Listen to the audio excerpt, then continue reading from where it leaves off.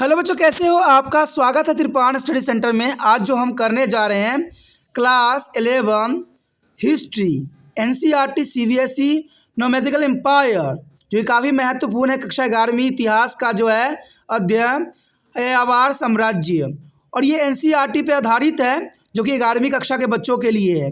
इसमें हम कुछ क्वेश्चन पे एनालाइज करेंगे, समझेंगे, जो एग्ज़ाम व्यू से काफ़ी महत्वपूर्ण होगा।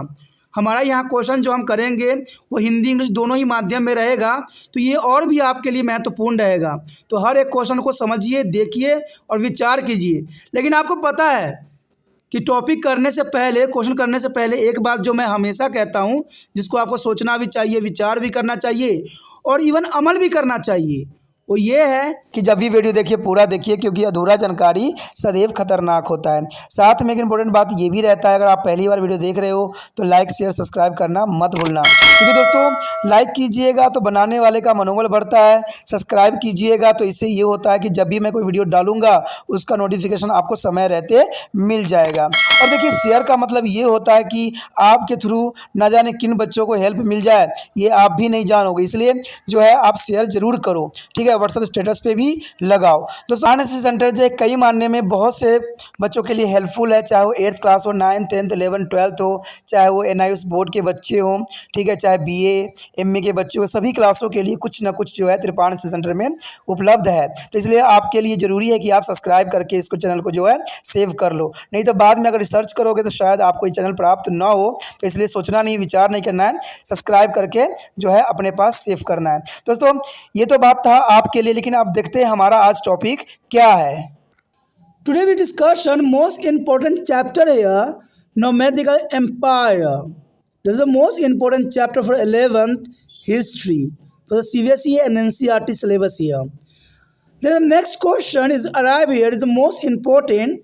Write a note on the Mongol society. You know that Mongol society is the most important for the exam view, and there is a question is important. Write a note on the Mongol society. You know that the Mongol society was is a patriarchal in a nature.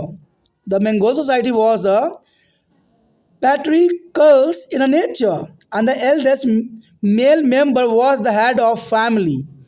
The eldest male member was the head of the family, who is used to be take care of the needs of their family member. This is important. The male member was the head of the family and who used to be take care of the need of their family members. And the rich of family were large in the size. Rich families were large in the size. The birth of son was highly is a solicited in the society. You know that this time is the birth of son. There are highly solicited here. And polygamy was the practice in the society. Polygamy was in the practice in the society. That's the most important here. And regarding a marriage, strict rules were a follow. There is regarding the marriage, strict rules were a follow, and there was a ban on the marriage within a family circle or within a tribe. You know that the important features in a society here. There was a ban on the marriage within the family circle or within a tribe. There is a constant where among different section of society. There were a constant war among the different section of society, and some tribes with on the aim to be keep harmonious relation arrange marriages between their respective tribe here. Some tribes within a aim to keep a harmonious is a relation arrange a marriage between their respective tribes here. And the see there is a human condition where a human were not studied their hearth and the home alongs, rather than as the per need of the hours that used to be equal assist their meal and counterpart in the battlefield. You know that is important. The women were not scattered to be hearted and the home alongs, rather than there's a per need of the hour, and they used to equal assist their male or counterpart in their battlefield. In case of death of their husbands, they took or looked after the children and their property of their respective families. No, that's important on this period time. यहाँ पर जो हम कर रहे हैं काफ़ी महत्वपूर्ण chapter है एयावाद साम्राज्य, ये काफ़ी महत्वपूर्ण चैप्टर यहाँ पर है, क्लास 11वीं हिस्ट्री, जो काफ़ी महत्व रखेगा, एनसीईआरटी पे आधारित है। हमारे समक्ष जो अगला क्वेश्चन आया है वो अत्यंत महत्वपूर्ण है। यहाँ पर क्वेश्चन साफ है कि मंगोल साम्राज्य पर आपने एक टिप्पणी लिखनी है कि मंगोल समाज क्या था, मंगोल समाज के बारे में क्या जानते हैं। तो एग्ज़ाम में जो है सोसाइटी के अंतर्गत क्वेश्चन आता है, इसमें कोई दो राय नहीं है। देखा जाए तो मंगोल समाज प्राकृतिक में जो है पितरात्मक था, यानी पिता प्रधान था, यानी देखा जाए तो पितरात्मक थी, यानी पिता प्रधान समाज था मंगोल समाज। सबसे बड़ा पुरुष सदस्य जो परिवार का मुखिया होता था, जो अपने परिवार के सदस्य की ज़रूरतों का ख्याल रखता था।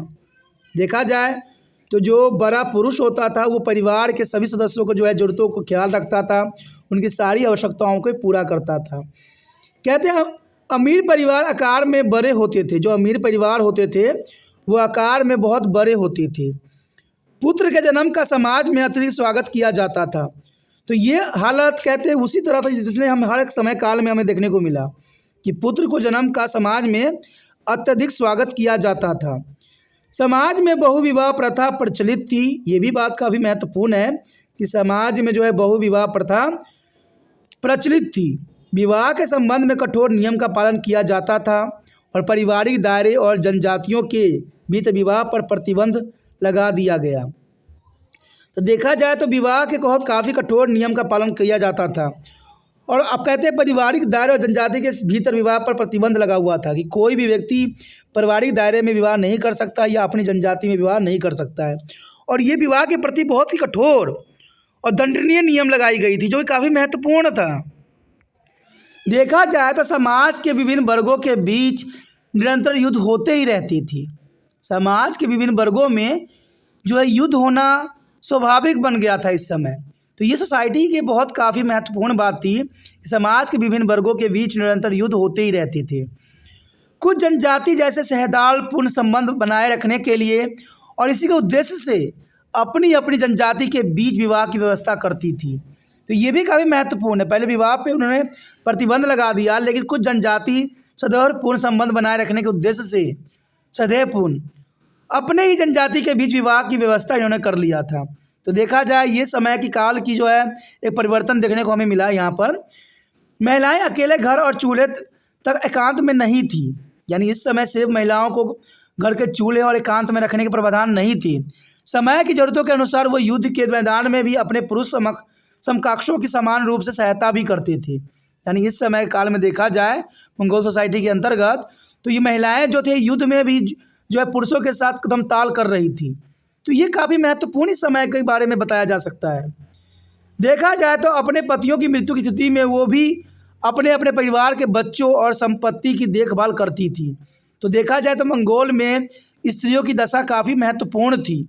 यहाँ पर औरतों को जो है समाज में सामान्य अधिकार दिए गए थे, हर तरह की स्वतंत्रता दी गई थी, जो कि काफ़ी महत्वपूर्ण था, काफ़ी ज़रूरी भी था। तो इसी के साथ हमारा ये टॉपिक ख़त्म हो जाता है। अगला क्वेश्चन जो होगा और भी महत्वपूर्ण रहेगा आप लोगों के लिए, तो आप बने रहे तिरपान स्टडी सेंटर के साथ। और जितना हो सके इस वीडियो को शेयर करने की भावना आपके मन से जाना नहीं चाहिए। और शेयर करने कुछ नहीं करना है, यूट्यूब से लिंक को कॉपी करना है और व्हाट्सएप स्टेटस पर लगा देना है।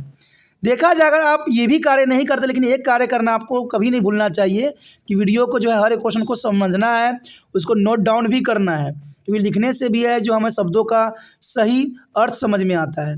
तो लिखिए भी और कभी भी जो है वीडियो को स्किप करके ना देखे, आगे बढ़ा के ना देखे। इससे वीडियो की गुणवत्ता खराब होती है और आपको आधी बात समझ में आती है और आधी नहीं आती है।